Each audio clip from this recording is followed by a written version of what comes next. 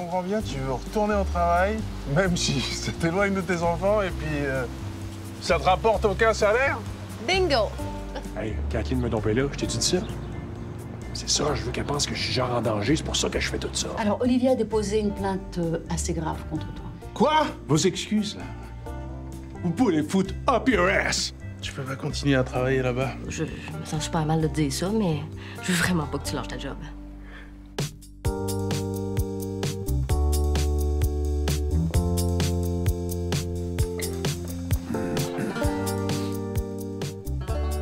Alors, je suis Jean-Nicolas Véraud et j'interprète le vulnérable Dave. Dave, pour moi, est beaucoup plus complexe que ce qu'il a de l'air. C'est-à-dire que c'est un personnage qui dégage, qui a l'air relativement vide. Un gars sur le party, un gars qui n'a pas nécessairement des valeurs très ancrées aussi, puis qui est quelqu'un qui semble très superficiel. Mais pour moi, c'est quelqu'un... C'est un petit enfant blessé. J'ai l'impression que c'est quelqu'un qui a bien de la sensibilité, mais très refoulé, puis qui a rien réglé dans sa vie. Fait que... fait beau dehors, je me disais... ben non, je prolonge cette journée-là 5 fois plus longtemps en me clenchant un bon paquet de coke, ou... j'appelle mon bon chum Frank Norris, puis je le laisse m'ennuyer à mort pour tout oublier. C'est effrayant, des fois, ce qu'il peut dire ou ce qu'il peut faire, mais... ça en dégage quelqu'un de très vulnérable et de forcément aussi très drôle. Je l'aime, moi, Dave.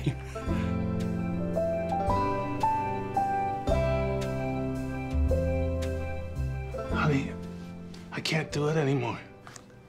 J'ai une réunion avec un gars l'autre jour, il avait les yeux tout noirs, d'accord? Il n'y avait pas de blanc dans les yeux, il était comme un requin. C'est ça, les gens avec qui je travaille. Je vois que t'es complètement emballé par l'idée. Mais non. Oui, c'est bien correct, là. C'est juste que moi, je pense que le moment pour lâcher ta job, c'est peut-être plus avant d'avoir 2 enfants. Être heureux au travail, là, c'est la chose la plus importante pour moi. Puis non seulement ça, faut que je gère mon bonheur. J'ai tellement de bonheur qu'à la maison, j'ai appris à ne pas faire chier les autres avec mon bonheur. Et je comprends, Frank, et moi, je comprends les gens qui se remettent en question et qui se réinventent aussi, moi, comme ma conjointe. Mais bon, je trouve ça important. Je trouve ça important de cette quête-là de bonheur dans le travail. Moi, j'ai plein d'amis qui sont en train de se repositionner parce qu'ils se rendent compte que le 80 de leur vie, c'est de se retrouver dans un bureau, un choix de carrière qu'ils ont mal fait, ils sont pas heureux là-dedans. C'est là qu'il faut que tu analyses les risques, tu sais. Tu te dis, je fais complètement réorientation de carrière, ce qui va faire que dans les 3 prochaines années, je ne sais pas s'il va rentrer de l'argent. Il faut que tu l'analyses aussi quand tu as des responsabilités, puis des jeunes enfants, puis du monde à faire vivre.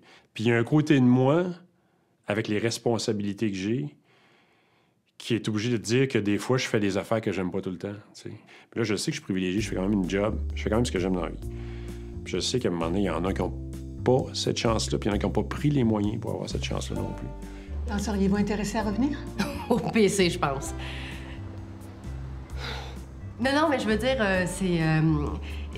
ça a été merveilleux, là. Puis c'est tout ce que j'espérais, mais... Puis tu sais, il y a une partie de moi qui va trouver ça très dur de les quitter aussi, parce que... Surtout pour Moeren. Ça a pris du temps avant que je m'attache à elle. Puis là, je sais pas, j'ai comme l'impression, tu sais, que... Je sais pas comment dire, mais tu sais, qu'il faut que je rattrape le temps, là. Et ce que j'essaye de dire, c'est juste... C'est déjà assez difficile juste de savoir quoi faire. Merci. Peut-être un peu plus longtemps. J'adore cette scène-là. J'adore comment elle est écrite. Elle est très vivante, cette scène-là, puis elle évoque beaucoup cette réalité-là que d'avoir la pression de retourner au travail, puis aussi d'avoir le jugement, puis elle arrive avec son espèce de dégaine, puis son espèce de côté très assumé, mais tout à coup, oups, elle se laisse affecter puis atteindre par la situation. Elle constate elle-même qu'elle n'est pas du tout en état de rentrer au travail. Les premiers temps, ton enfant sourit, tu veux appeler tout le monde, là. Hey, mon enfant sourit! C'est comme si c'était le premier enfant qui avait souri sur Terre. Après, c'est ça, t'as l'impression que tu vis dans une micro-société, que le reste de la société n'existe pas. Là, et t'as l'impression que si tu retournes pas au travail le plus vite possible, tu vas avoir raté quelque chose, tu vas avoir raté un train. Je connais des gens qu'il faut qu'ils retournent rapidement au travail parce qu'ils ont besoin de s'épanouir à travers le travail aussi. J'en connais d'autres qui regretteront jamais le moment qu'ils ont passé les 3 ans avec leurs enfants ou 4 ans avant de retourner au travail. C'est sûr que ça a toujours un prix, ces affaires-là. Enfin, je pense qu'on peut pas tout avoir. Il faut faire des choix.